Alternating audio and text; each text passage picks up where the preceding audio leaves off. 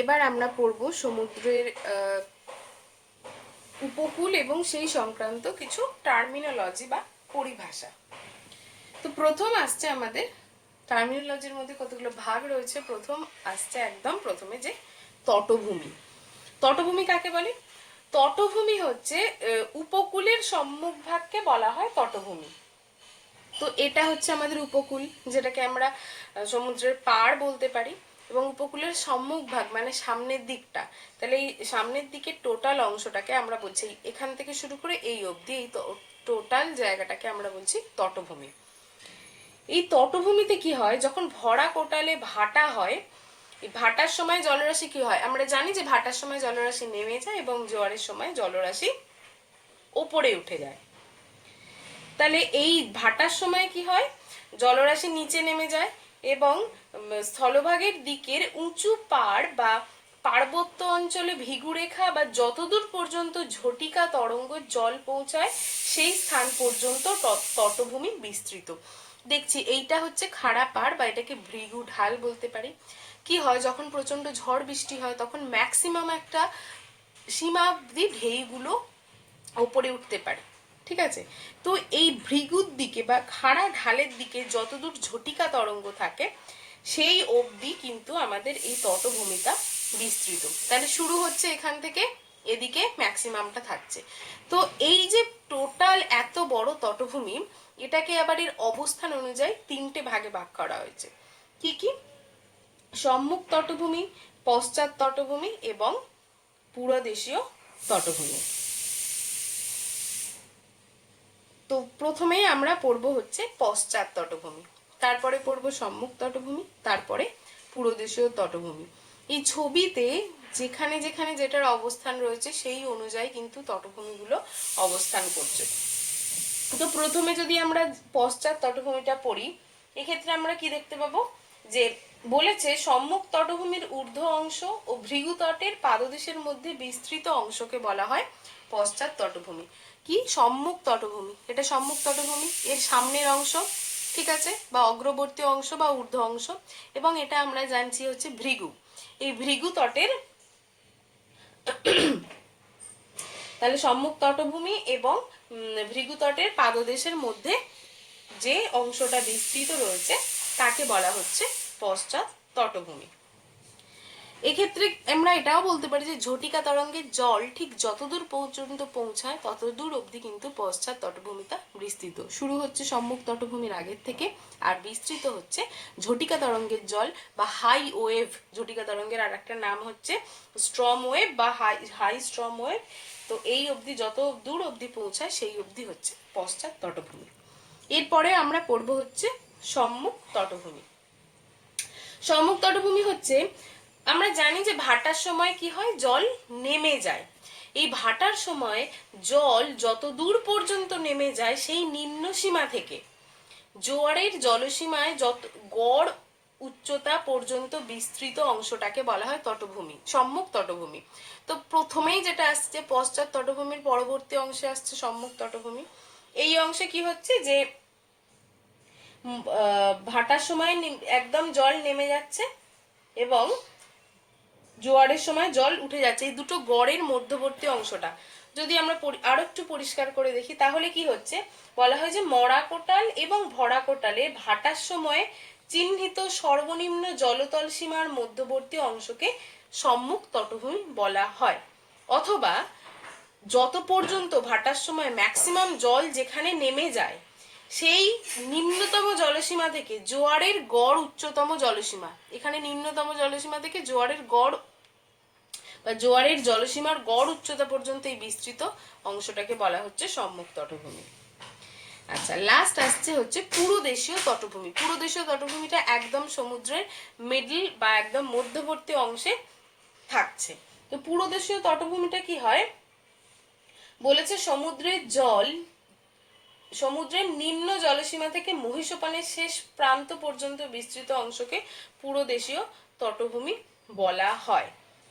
তাহলে এইটা পেয়ে গেছিলাম নিম্ন জলসীমা, এখান থেকে মহীসোপানের একদম শেষ প্রান্ত পর্যন্ত বিস্তৃত।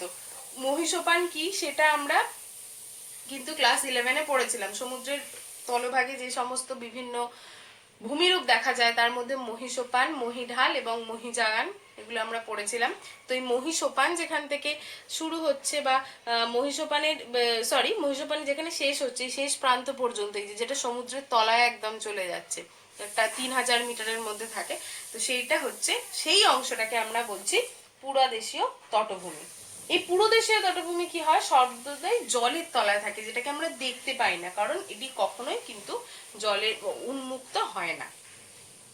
আচ্ছা, তাহলে এই গেল হচ্ছে একটা তটভূমি এবং সেই সম্পর্কিত বিভিন্ন ভাগগুলো, পশ্চাৎ তটভূমি, সম্মুখ তটভূমি, পুরাদেশীয় তটভূমি এবং তটভূমি। এরপরে আসছে আমাদের তটরেখা।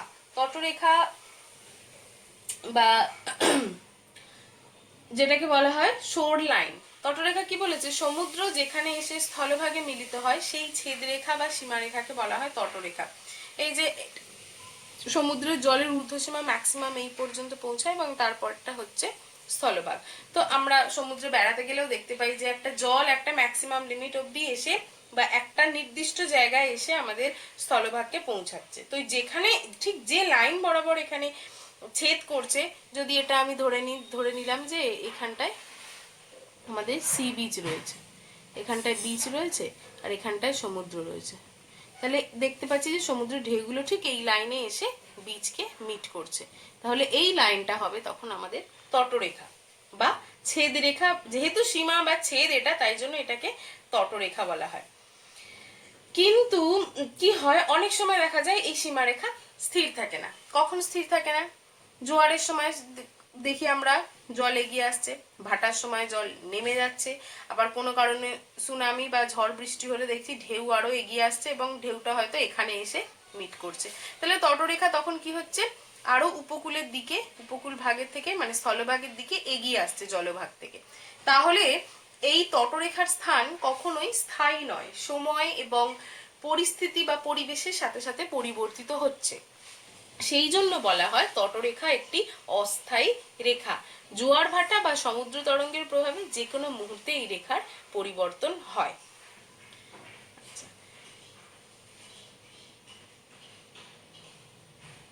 এবার হচ্ছে আসছে আমাদের উপকূল বা কোস্ট। কোস্ট বা উপকূল হচ্ছে স্থলভাগ, এই যে ছবিটা দেখে নি, এইটুকু হচ্ছে আমাদের উপকূল বিস্তৃত, দেখে নিয়েছি। তো কি হচ্ছে যে স্থলভাগ ও সমুদ্রের সংযোগস্থলকে বলা হয় উপকূল। ভৌগোলিক অর্থে উপকূল বলতে বোঝায় সমুদ্রের ঝটিকা তরঙ্গ সমুদ্র তীরে যত দূর পর্যন্ত পৌঁছায় সেই কাহারা পাড় বা ভৃগুর ঠিক পিছনের দিকে স্থলভূমিকে বলা হয় উপকূল। তাহলে পশ্চাৎ তটভূমি অবধি আমরা পড়েছিলাম যে ঝটিকা তরঙ্গ বা হাই স্টর্ম ওয়েভটা পৌঁছাচ্ছে, তারপরে যে স্থলভাগটা থাকছে পড়ে সেইটাকে বলছি আমরা উপকূল। আচ্ছা, সমুদ্রতট থেকে স্থলভাগের অভ্যন্তরে যতদূর পর্যন্ত ভূখণ্ডের এই প্রকৃতি একই রকম থাকে, সমুদ্রতটের সমান্তরালে অবস্থিত স্থলভাগও সেই সমধর্মী অংশের উপকূল বলা হয়। ভূখণ্ডের সমধর্মী প্রকৃতি অন্যতম বৈশিষ্ট্য হলো উপকূল প্রস্থ বা বিস্তার অনির্দিষ্ট। তাহলে উপকূলটা হচ্ছে যে যতদূর অবধি, এই অবধি আমাদের ঝটিকা তরঙ্গ এসেছিল, এর পিছনে যে স্থলভাগটা বা ভৃগু ঢালটা অবস্থিত, বা এই ভৃগুটা ঠিক যত দূর অবধি অবস্থিত একই ধরনের শিলা নিয়ে ততদূর অবধি আমাদের এই উপকূলটা বিস্তৃত রয়েছে। এরপরে আসছে আমাদের উপকূল রেখা বা কোস্ট লাইন। উপকূল রেখা বা কোস্ট লাইন কি বলেছে, যে পশ্চাৎ তটভূমির ঊর্ধ্বাংশে ভৃগুতটের পাদদেশে নির্দেশকারী রেখাকে, এটা পশ্চাৎ তটভূমি, এটার ঊর্ধ্বাংশ, দেখ এখানটায় মাঝখান দিয়ে আমরা ব্রেক করে উপকূল রেখা, মানে এটা ভৃগু আর এটা পশ্চাৎ তটভূমি, এর ঠিক ব্রেকিং লাইন, পশ্চাৎ তটভূমির ঊর্ধ্বাংশ এই দিকটা এবং ভৃগুর ঢালটা এখানে গিয়ে শেষ করেছে বা পাদদেশ যেটাকে আমরা বলছি, এই যে ব্রেকিং পয়েন্টটা এটাকে বলা হচ্ছে উপকূল রেখা। লাস্ট হচ্ছে বার্ম। বার্মটা কি, বার্ম বলেছে যখন ঝটিকা তরঙ্গের মাধ্যমে আসা নুড়ি বালি প্রভৃতি সম্মুখ তটভূমি এবং পশ্চাৎ তটভূমির সংযোগ তলে মিলিত হয় এবং এখানে প্রায় শিরার মতো একটি স্বল্প উঁচু ভূমি গঠিত করে, তখন তাকে বলা বলা হয় বার্ন। এটা দেখছি পশ্চাৎ তটভূমি, এটা হচ্ছে সম্মুখ তটভূমি। ঠিক এই দুটোর মিলিত বা জয়েন্ট পোর্শন হচ্ছে এই জায়গাটা। এই জায়গাটায় কি হচ্ছে, এই ঝটিকা তরঙ্গের মাধ্যমে যে নুড়ি বালিগুলো এসেছিল সেগুলো এই জায়গাটায় এখানে সঞ্চিত হয়ে যাচ্ছে, মানে পশ্চাৎ এবং সম্মুখ তটভূমি সীমারেখা বরাবর সজ্জিত হয়ে এখানটায় আমরা দেখতে পাচ্ছি যে একটুখানি উঁচু একটা শিরার মতো, একটা জাস্ট ইউ আকৃতির মতো একটা ভূমিভাগ তৈরি করেছে। এটাকে বলা হয় বার্ন। তাহলে এই গেল একটা সমুদ্র উপকূল, এবং সেই সমুদ্র উপকূলের কোন অংশটাকে কি বলা হয় সেই সংক্রান্ত পরিভাষা। এবার আমরা পড়ব সমুদ্র তরঙ্গের ক্ষয় কার্যের ফলে সৃষ্ট কিছু ভূমিরূপ। সমুদ্র তরঙ্গের ক্ষয় কার্যের ফলে যে সমস্ত ভূমিরূপ তৈরি হয় তার মধ্যে প্রধান হচ্ছে, বা এক অন্যতম প্রধান বলতে পারি এটাকে, সেটা হচ্ছে সমুদ্র ভৃগু, বা ইংরেজিতে বলবো এটাকে সি ক্লিফ। তো সমুদ্র ভৃগুটা কি? সমুদ্র ভৃগু যদি আমরা এক লাইনে বলি তাহলে হচ্ছে যে সমুদ্রের উপদেশে বা উপকূল ভাগে কালক্রমে বিভিন্ন ক্ষয় কার্যের ফলে একটা খাড়া ঢাল তৈরি হয়, যেটাকে বলা হয় সমুদ্র ভৃগু। সমুদ্র ভৃগু দু ধরনের হয়ে থাকে। দু ধরনের বলতে ওদের গঠন অনুযায়ী দু ধরনের আমরা দেখতে পাই। তো কি হচ্ছে, এখানে দেখতে পাচ্ছি যে সমুদ্রের জলটা এসে সমুদ্রের এই যে পাড় রয়েছে, খাড়া পাড়ে ধাক্কা মারছে। এই ছবিটাতে আমরা দেখতে পাচ্ছি এই যে পাড়ের নতি বা ঢালটা কি হচ্ছে সমুদ্রমুখী, এবং এই সমুদ্রের জল সহজেই এই ঢালে ধাক্কা দিচ্ছে। এবং ঢালগুলো যদি কঠিন শিলায় দ্বারা গঠিত হয় তাহলে প্রতিরোধকারী হিসেবে দাঁড়িয়ে থাকে, কিন্তু যদি নরম শিলায় গঠিত হয়, যেমন এইখানটায় খাঁজ, এখানটায় খাঁজ, এখানটায় খাঁজ হয়েছে, তার মানে এই জায়গাগুলো নরম শিলা দ্বারা গঠিত, সেই অংশগুলো আস্তে আস্তে ক্ষয়ে ভেঙে সমুদ্রের মধ্যে পড়তে থাকে। যেহেতু এর নতি বা ঢালটা সমুদ্রের মুখে বা সমুদ্রের দিকে রয়েছে, তাই এটাকে বলা হয় সমুদ্রমুখী নতি বিশিষ্ট ভৃগু। আর ঠিক যখন কোনো সমুদ্রের পার্শ্ববর্তী কোনো উপকূল মানে কোনো ভৃগুর ঢাল যখন সমুদ্রের উপকূলের দিকে হয়, দেখছি আমরা ঢালটা দেখছি এই দিকে রয়েছে, মানে ভিতর দিকে রয়েছে, সেক্ষেত্রে কি হয়, এই যে তরঙ্গটা এলো সেই তরঙ্গটা ধাক্কা হয়তো মারে ভৃগুতে বা ঢালে, কিন্তু সহজে ভেঙে পড়ে না, যেহেতু ঢালটা বিপরীত মুখী রয়েছে। তো এটাকে বলা হচ্ছে উপকূলমুখী ঢাল বিশিষ্ট ভৃগু। এক্ষেত্রে ছিল সমুদ্রমুখী ঢাল বিশিষ্ট ভৃগু, আর এটা হচ্ছে উপকূলমুখী ঢাল বিশিষ্ট ভৃগু। আচ্ছা, এরপরে আরো আছে কিছু ভাগ ভৃগুর, সেটা হচ্ছে গঠন পর্যায় অনুযায়ী। গঠন পর্যায় অনুযায়ী আমরা ভৃগুকে তিন ভাগে ভাগ করতে পারি। একটা হচ্ছে সক্রিয়, একটা নিষ্ক্রিয়, আর একটা হচ্ছে পূর্বতন।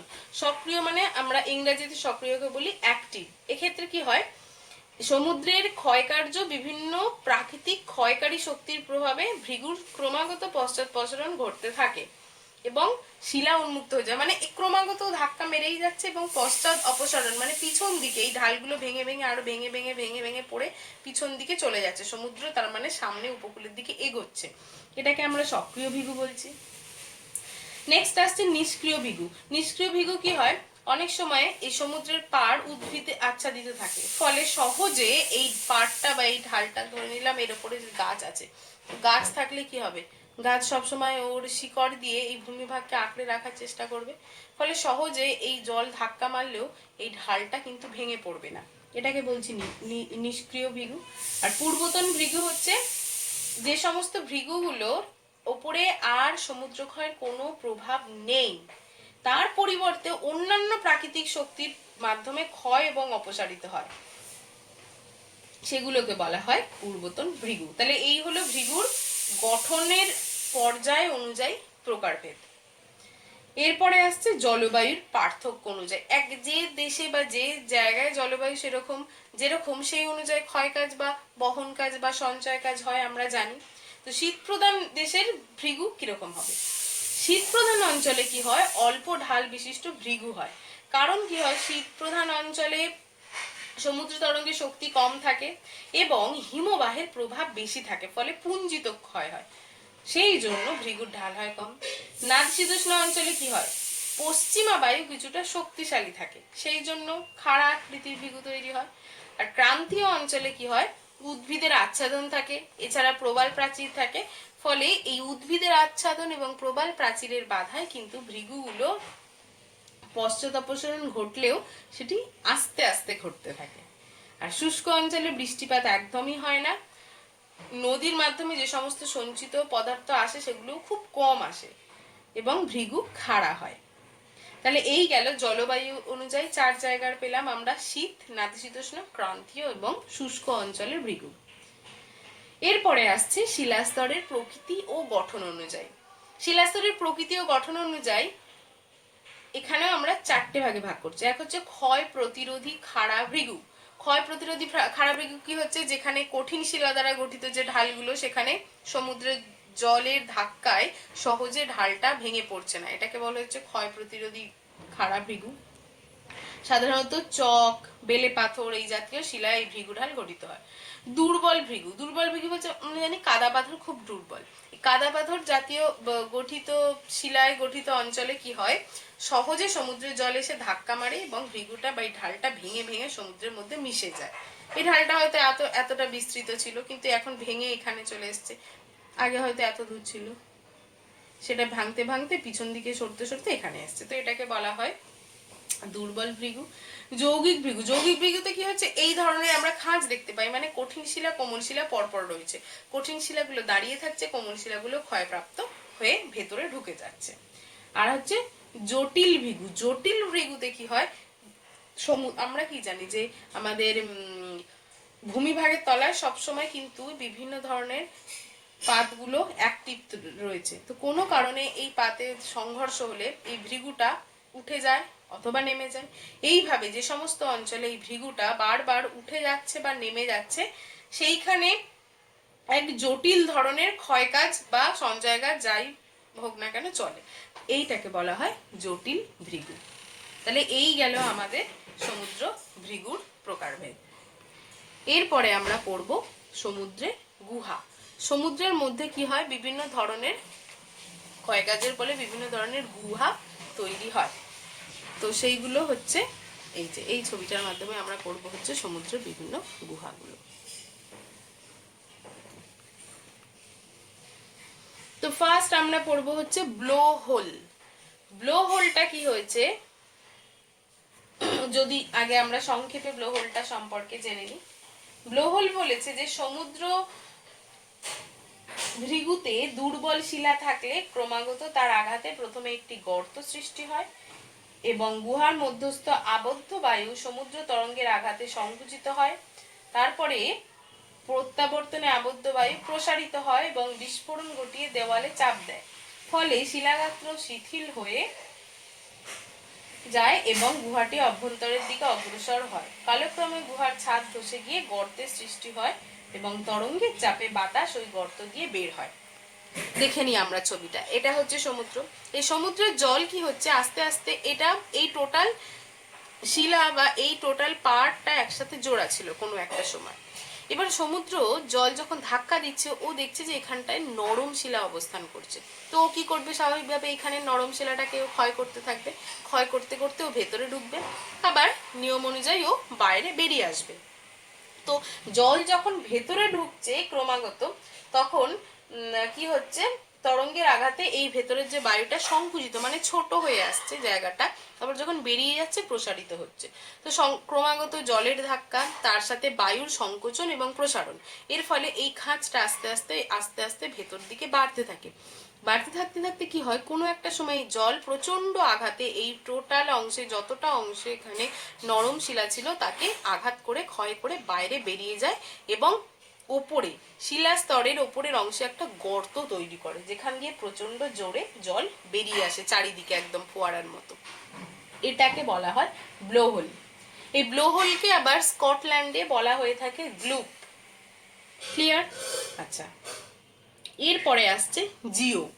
জিওটা কি হচ্ছে, এই ব্লোহোল যখন অনেকগুলো ব্লোহোল সৃষ্টি হয় তখন, এবার এখানটায় আমরা দেখছিলাম এখানে ব্লোহোল সৃষ্টি হয়েছিল। তো এই ব্লোহোল এখানে একটা, এখানে আর একটা, এখানে আর একটা হতে হতে কি হয়, গুহার যে ছাদটা ছিল সেটা সম্পূর্ণ ধসে পড়ে যায় এবং দীর্ঘ ও সংকীর্ণ খাঁড়ির সৃষ্টি করে। এটাকে বলা হয় জিও। তাহলে ব্লো হোলের আয়তন বেড়ে দীর্ঘ সংকীর্ণ খাড়ি সৃষ্টি, এই যে মাঝখানটায় খাড়ি সমুদ্র দেখতে পাচ্ছি আমরা অল্প, এটা হচ্ছে জিও হিসাবে দাঁড়িয়ে থাকে। স্কটল্যান্ডে জিও দেখা যায় এবং অস্ট্রেলিয়াতেও আমরা প্রচুর জিও দেখতে পাই। আচ্ছা, এরপরে আসছে সামুদ্রিক খিলান। সামুদ্রিক খিলান কি বলেছে, যখন কোনো অগ্রভূমির দুদিকে সমুদ্রের আঘাত হয় তখন উভয় দিকের গুহা সৃষ্টি হয় এবং কালক্রমে ক্ষয়কার্যের জন্য ওই গুহা দুটি পরস্পরের দিকে প্রসারিত হয় এবং একসময় উভয়ের মাঝের দেওয়াল তরঙ্গের আঘাতে ভেসে যায় এবং সেতুর মতো দাঁড়িয়ে থাকে দেওয়ালটা। একে বলা হয় সামুদ্রিক খিলান। এক্ষেত্রে কি দেখছি যে এই টোটাল এই যে অংশটা দেখতে পাচ্ছি, এই অংশটা কোনো একটা সময়ে, এই ভূমিভাগটা কোনো একটা সময় জোড়া ছিল, তো এখানে নরম শিলা পেয়েছে, শিলার প্রভাবে সমুদ্রের জল এখানে ঢুকে গেছে এবং ক্রমাগত ধাক্কা দিয়ে এই অংশটাকে ক্ষয় করেছে। ক্ষয় করার ফলে দেখতে পাচ্ছেন একটা দরজার মতো দাঁড়িয়ে রয়েছে, ওপরটা আর্চের মতো রয়েছে এবং চারিদিকের ভূমিভাগটা কিন্তু ঠিকঠাকই রয়েছে। তো মাঝখানে এটা সৃষ্টি হয়েছে গুহা, আর চারিদিকটা ওপরে খাড়া জলের মধ্যে দাঁড়িয়ে রয়েছে সেতুর মতো, এইটাকে বলা হয় হচ্ছে খিলান।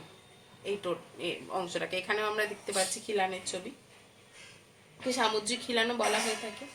আচ্ছা, এবার হচ্ছে স্ট্যাক বা স্তম্ভ। স্তম্ভ আমরা জানি, বাড়িতেও পড়েছি, যে আমাদের পিলার থাকে বাড়িতে, প্রচুর বাড়ি তৈরি করার জন্য পিলার তৈরি করা হয়। তো অনেক সময় কি হয় যে খিলান তৈরি হয়, এবার এটা হচ্ছে খিলান তৈরি হয়েছে এবং তলা থেকে কিন্তু জল ক্রমাগত আঘাত দিচ্ছে, দিতে দিতে কি হয়, ওপরের যে জোড়া অংশটা আছে এটাও ভেঙে পড়ে যায়। ভেঙে পড়ে গিয়ে আমরা দেখতে পাচ্ছি এই অংশটা সম্পূর্ণ আলাদা হয়ে দাঁড়িয়ে রয়েছে। যদি এটা জোড়া থাকতো তাহলে আমরা খিলান বলতাম, কিন্তু সমুদ্রের জলের প্রভাবে ধাক্কা খেয়ে এই অংশটা সমুদ্রের মধ্যে একদম আলাদা বিচ্ছিন্ন দ্বীপের মতো অবস্থান করছে, এটাকে বলছি স্ট্যাক। আর কি হচ্ছে, কিছু স্ট্যাক হয়ে হয়ে সমুদ্রের জলের তলায় একদম অবস্থান করছে ছোট অংশ বা ছোট স্তম্ভ হিসাবে, এটাকে বলা হয় স্ট্যাম্প। এই স্ট্যাম্পকে কিন্তু আমরা দেখতে পাই না, কখন দেখতে পাই, এই যে ভাটার সময় যখন জল নেমে যায় তখনই আমরা এই স্ট্যাম্প দেখতে পাই, যেটা কিনা আমাদের ভারতবর্ষের মধ্যে গোয়াতে গেলে উপকূল ভাগে প্রচুর পরিমাণে স্ট্যাম্প দেখতে পাওয়া যায়। আচ্ছা, এরপরে আসবো আমরা পরবর্তী ক্ষয়কারযুক্ত ভূমিরূপ বা জোয়ার বা তরঙ্গ কর্তৃত মঞ্চে। তরঙ্গ কর্তৃত মঞ্চ সৃষ্টি হয় কতগুলো পর্যায়ের মাধ্যমে। তো তিনটে পর্যায়ে ছবির মাধ্যমে আমরা এখানে দেখতে পাচ্ছি, প্রাথমিক ভূপৃষ্ঠ, পরবর্তী সময়ের ভূপৃষ্ঠ এবং একদম শেষ পর্যায়ে ভূপৃষ্ঠ। তরঙ্গ কর্তৃত মঞ্চ, মঞ্চ কি হয়, বা সিঁড়ি বা কতগুলো স্টেপ থাকে, তো কাট কাট হয়ে তৈরি হয় বা ভেঙে ভেঙে তৈরি হয়। এই তরঙ্গ কর্তৃত মঞ্চ কি হচ্ছে, সমুদ্র তরঙ্গের আঘাতের ফলে ভৃগু বা এই ঢালটা, এখানে উচ্চ জোয়ার এবং এটা নিম্ন জোয়ারের সীমানা, এই যে প্রাথমিক যে ঢালটা রয়েছে, এই সমুদ্র তরঙ্গটা কি হচ্ছে, এই ঢালে গিয়ে ধাক্কা খাচ্ছে বা ধাক্কা দিচ্ছে। এই ধাক্কা দেওয়ার ফলে কি হচ্ছে, পরবর্তী পর্যায়ে দেখতে পাচ্ছি যে এই ঢালটা ভেঙে বা ক্ষয়ে গিয়ে এবং পিছন দিকে সরে যাচ্ছে। আর আগে যতটা ভূমিভাগ বা আমরা যতটা ভৃগু দেখতে পাচ্ছিলাম, পরবর্তী ছবিটায় কিন্তু সেটার পরিমাণটা অনেকটাই কম। তো এর ফলে ভৃগুর সামনে মঞ্চের মতো এবং সমুদ্রমুখী ঢাল বিশিষ্ট যে সমতল ভূমি সৃষ্টি হয় তাকে বলা হয় তরঙ্গ কর্তৃত মঞ্চ। আচ্ছা, এইখানে দেখতে পাচ্ছি ক্ষয়ে গিয়ে সমতলমুখী একটা ঢাল সৃষ্টি হয়েছে, যেটা আমরা তৃতীয় পর্যায়ের ছবিটাতে দেখতে পাচ্ছি, এটাকে বলা হয় সমুদ্র তরঙ্গ কর্তৃত মঞ্চ।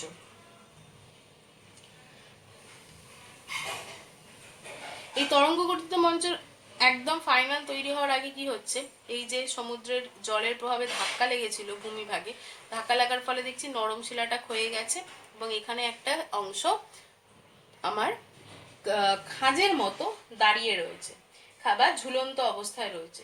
এই ঝুলন্ত ভাঁজটা কি হচ্ছে, পরবর্তী ছবিতে দেখছি এই ভাঁজটাও কিন্তু ভেঙে পড়ে গেছে, ভেঙে পড়ে গিয়ে সম্মুখে এই ক্ষয়প্রাপ্ত দ্রব্যগুলো সঞ্চিত হয়েছে, এই যে একটু গ্রিন কালারের যেটা, এই ক্ষয়প্রাপ্ত পদার্থগুলো কিন্তু এখানে সঞ্চিত হয়েছে, সঞ্চিত হয়ে একটা মঞ্চের আকারের ভূমিরূপ তৈরি করেছে, যেটাকে আমরা বলছি, এই টোটাল অংশটাকে বলছি তরঙ্গ কর্তৃত মঞ্চ। ভারতের কোথায় দেখা যায়? পশ্চিম উপকূলে, বা ভারতের পশ্চিম উপকূল বলতে গুজরাট, মহারাষ্ট্র, কেরালার যে উপকূল, সেই উপকূল অঞ্চলে কিন্তু আমরা এই তরঙ্গ গর্জিত মঞ্চ দেখতে পেয়ে থাকি।